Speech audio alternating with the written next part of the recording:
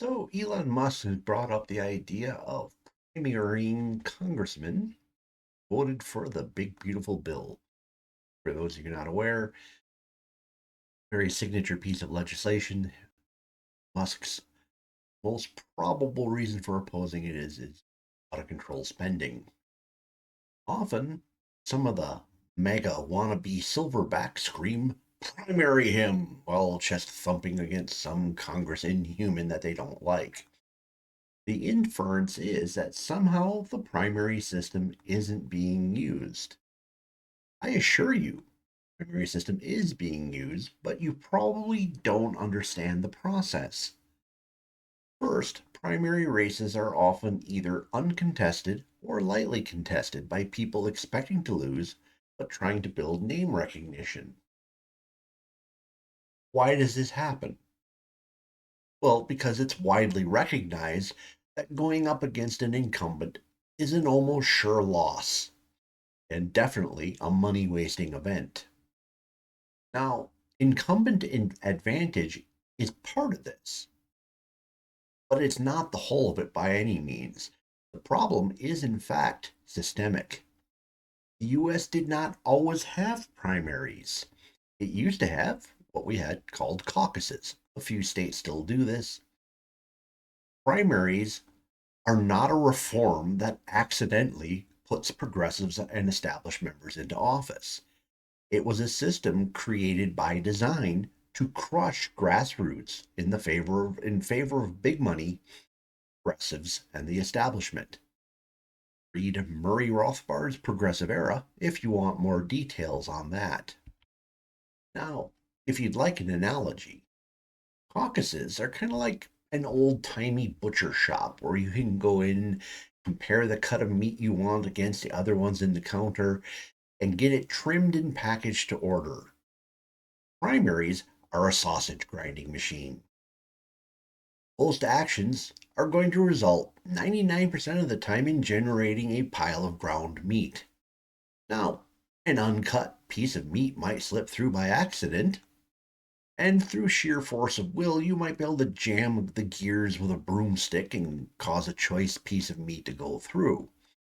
But as soon as the broomstick is gone, it's back to making sausage. In short, you can't make what you want with this machine.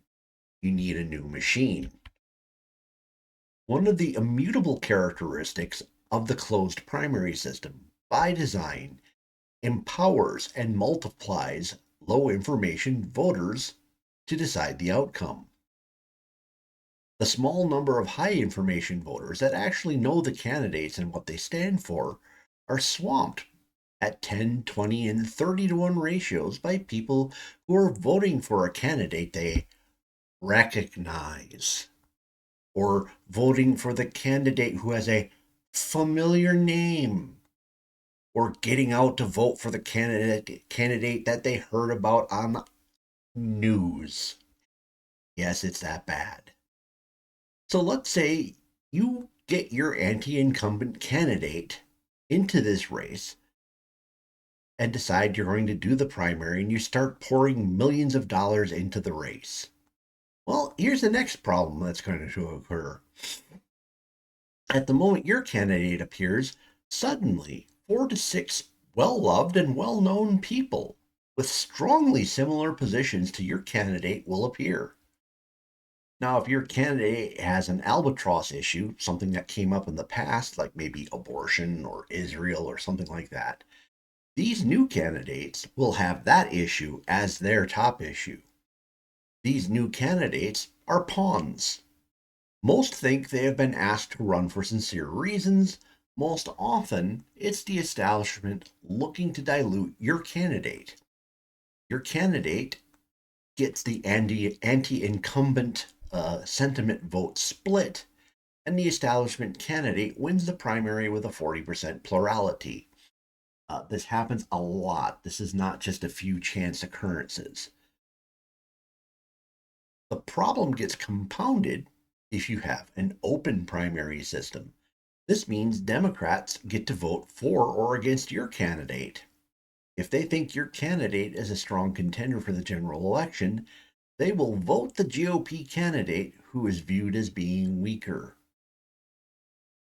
Now, people mistakenly assume that the war chest required to primary someone is fairly manageable. They look at the average campaign cost of around 26 million per Senate race and 3 million per House. However, this is very much the wrong way to view it. This average is heavily skewed by races that have no challengers or hopeless challengers. These are races where hardly any money is spent at all. So the real numbers, the ones that are actually going to occur, are actually going to look a lot more like the most expensive races that have ever been run. To primary most incumbents is an attack against the machine. I'd expect these races to not just merely be comparable to the most expensive races ever run. I expect them to exceed them, maybe by a huge amount. In this case, the most expensive Senate race ever run cost $240 million, and the most expensive House seat cost $30 million. But here's the kicker: the system is rigged against you because it's set up to win for the incumbent. Even if you spend these amounts of money, it improves your chances of winning, but it's not a guarantee. You could spend those amounts on a dozen races and still lose all of them. So, what's a billionaire to do? Well, first, what they should do is assess the state to see how feasible or costly it might be to alter the primary system there. If it's a jungle primary system, eliminate it. If it's a closed primary system, revert to an open system. And if it's just a plain old primary system, see if the mechanisms are in place for putting caucuses in place. By doing this analysis, you may discover that it might be more cost effective to change the system to one that you can actually win in than it is running the most expensive campaign ever. Now, in the target state or district, you will need to create an organization that functions within the GOP. Think of something like the Tea Party as a rough equivalent. The first job you have is to identify all the factions within the state GOP. You need to reach out to these factions and see if they are amenable to your key planks. Then you must go through the process of identifying what we call anti-planks. Anti-planks are items that aren't common to all the factions. However, if you use that plank, it would break your coalition. So they're actually topics you want to avoid in your campaign. Then you want to find niche planks. These are things that you probably don't care about, but will draw people in that state to your organization. Uh, some of them are going to be compromise ideas where it's like, okay, well, I don't really care about this, or this is something I'm actually a little bit against, but I can accept it if it makes things work. And you have to find the candidate. The candidate needs not only be amenable to your ideas, they need to have no or minimal history with what I call albatross issues. These candidates need to be highly disciplined to stay on topic and not get dragged on red line topics.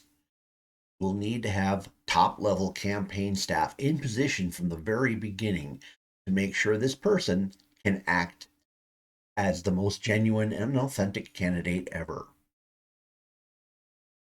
Your organization needs to recruit or create experts on the arcane rules and positions of the local districts and state party systems. Uh, and clarify, when I say positions, I'm talking about actual people who hold a position.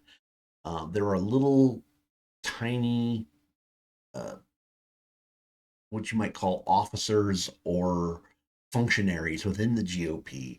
And some of these look like they're nothing, but actually can make a huge difference to how things work. Think of it kind of like, in some cases, like the parliamentarian in the Senate. Now, it's easy to miss opportunities or fail to capitalize on things if your people don't know how it works at the county or state level. And it'll vary. Every state and every county has a different set of rules, or at least it differs state by state. Then you'll need to create the buzz that brings in the non fogies, creating fun events to get people in to socialize and learn about why this campaign matters more than any other campaign has. You need to have your people move into the local Republican organizations. And this is pretty much where your hand's going to get tipped. These people, no matter how stealthy they try to be, are going to be noticed. And in all honesty, it's better to walk in, just letting everyone know this is why we're here. We're hoping to be friends. Let's try to work something out, because you can't sneak in. I have my own history there too, but that's another story. So getting into the critical leadership positions will be difficult, if not impossible. So this is why you will have to have your people able to recruit long-term functionaries who are already either in those positions, or people who are well known and well liked, who can move into these positions without setting off the alarms. You will then need to try to identify the candidates that the establishment are likely to throw in to dilute your vote. You will need to approach these people before the establishment does. This might include buying them out, horse trading with them, or co opting them. Now, if you have an open primary system, it may be worth creating organizations and disinformation campaigns to convince the Democrats that your candidate will be the weak one against the Democratic candidate. Money is no guarantee of victory. Organization and an appealing candidate with a lot of money creates a situation where victory is more likely. Now, as you may have kind of picked up in here talking, I've actually been in similar situations like this before. I was tasked with one of the Ron Paul GOP campaigns for one of the county level organizations, and uh, we were put in blind. We did not know what we were up against and what was going to happen, so it didn't turn out very fantastic. If Ron Paul would have been up for like several more runs at the presidency, there's a chance we may have been able to put something together, but in the short term we had, it wasn't going to happen. So, in short, anybody who's sitting there screaming primary him with a big exclamation mark after their thing, look to see if they actually know what it takes to get a candidate into office. Most of them are just spewing, thinking, well, somebody's going to throw up the money to make this happen. Well, as we discussed here, money is most likely going to be insufficient. Uh, let's assume that we're talking about Elon here, and Elon's going to throw whatever amount of money he can realistically throw at a campaign and via PACs and everything else like that.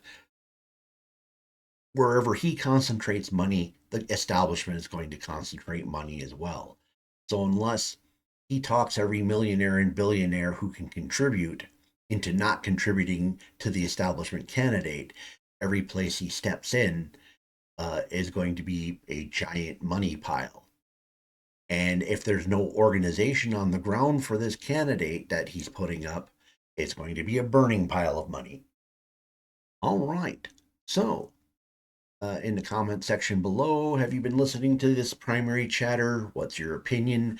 Is it just preliminary stuff to get some discussions going between the various factions within the GOP, or is this truly serious stuff? And on the other end, you're starting to hear Trump scream primary him at various libertarian candidates. When I say libertarian, I mean libertarian Republicans. Is this real, or is this theater to generate chatter in order to create negotiations?